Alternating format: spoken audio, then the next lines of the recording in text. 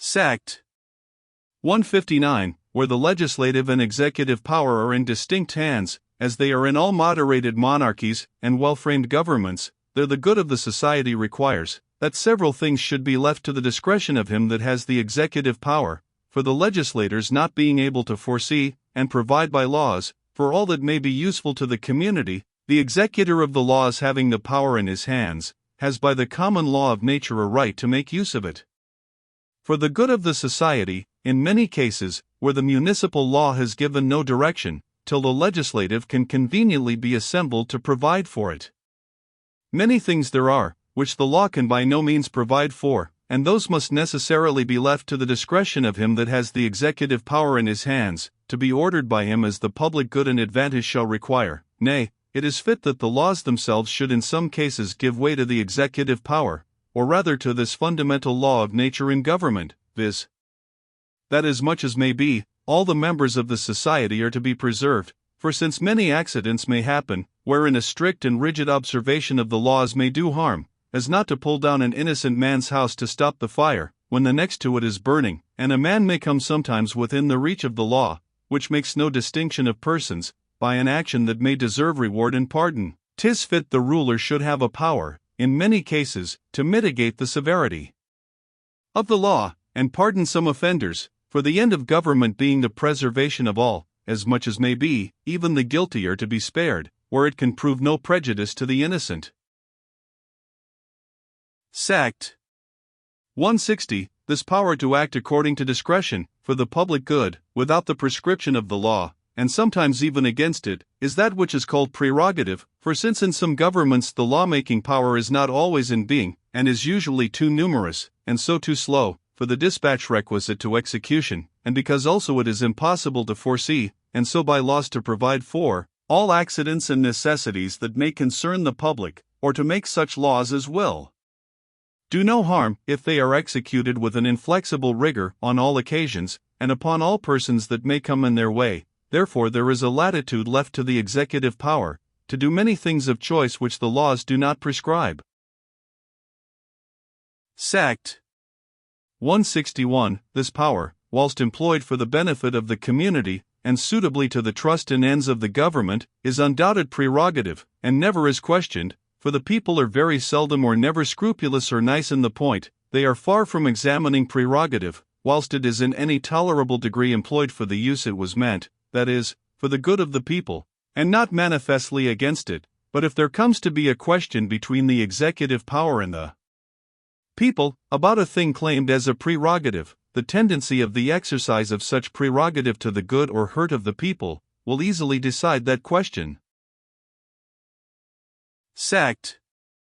162. It is easy to conceive that in the infancy of governments, when commonwealths differed little from families in number of people, they differed from them too but little in number of laws, and the governors, being as the fathers of them, watching over them for their good, the government was almost all prerogative. A few established laws served the turn, and the discretion and care of the ruler supplied the rest. But when mistake or flattery prevailed with weak princes to make use of this power for private ends of their own, and not for the public good, the people were fain by express laws to get prerogative determined in those points wherein they found disadvantage from it, and thus declared limitations of prerogative were by the people found necessary in cases which they and their ancestors had left, in the utmost latitude, to the wisdom of those princes who made no other but a right use of it, that is, for the good of their people. Sect. 163. And therefore they have a very wrong notion of government, who say that the people have encroached upon the prerogative, when they have got any part of it to be defined by positive laws, for in so doing they have not pulled from the prince anything that of right belonged to him, but only declared that that power which they indefinitely left in his or his ancestors' hands, to be exercised for their good, was not a thing which they intended him when he used it otherwise, for the end of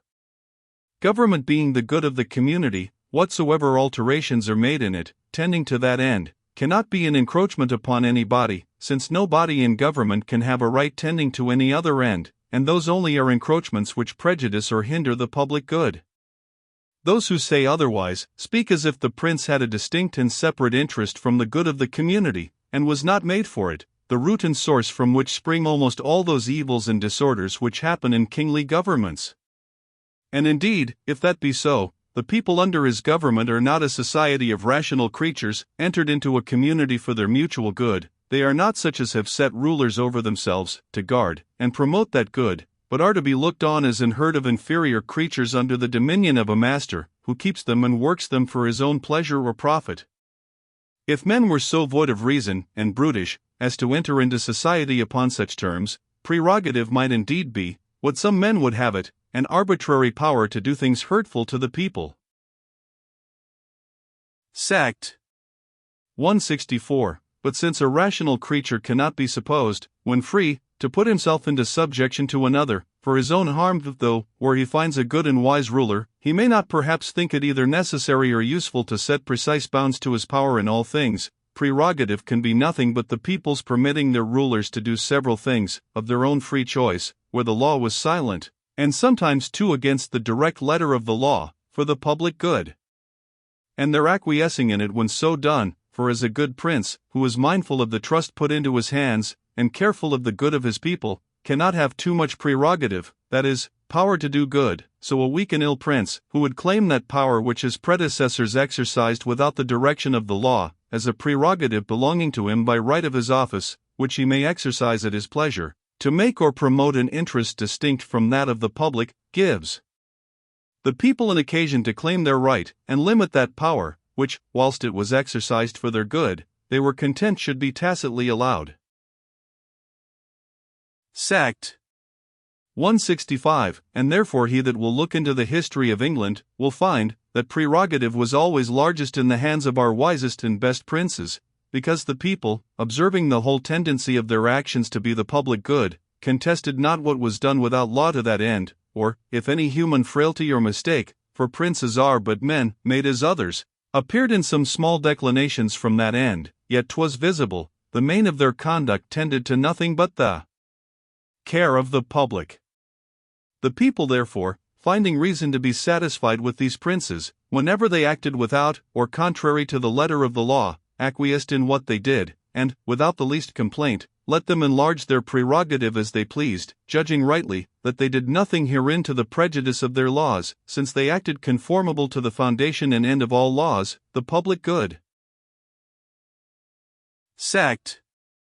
166. Such godlike princes indeed had some title to arbitrary power by that argument, that would prove absolute monarchy the best government, as that which God himself governs the universe by, because such kings partake of his wisdom and goodness.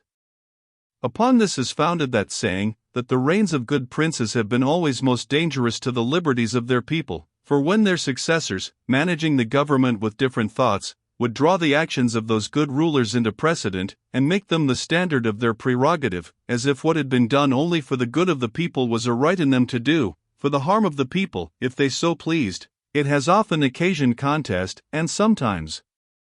public disorders, before the people could recover their original right, and get that to be declared not to be prerogative, which truly was never so, since it is impossible that any body in the society should ever have a right to do the people harm, though it be very possible, and reasonable, that the people should not go about to set any bounds to the prerogative of those kings, or rulers, who themselves transgress not the bounds of the public good, for prerogative is nothing but the power of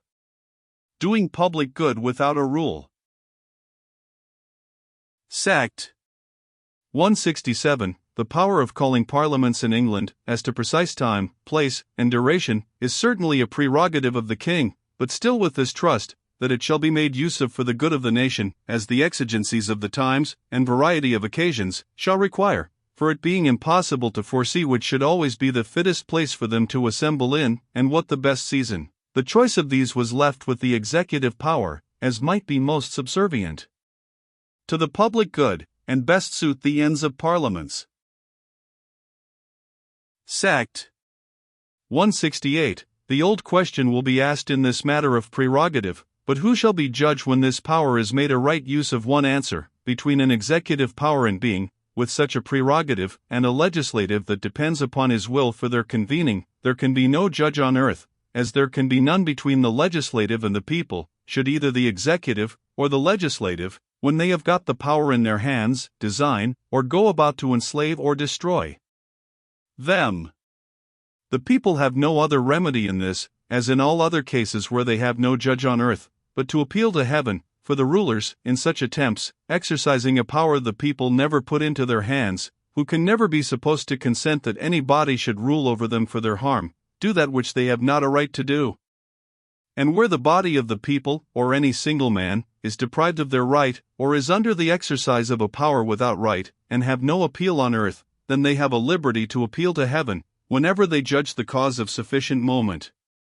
And therefore, though the people cannot be judge, so as to have, by the constitution of that society, any superior power, to determine and give effective sentence in the case, yet they have, by a law antecedent and paramount to all positive laws of men, reserved that ultimate determination to themselves which belongs to all mankind, where there lies no appeal on earth, viz.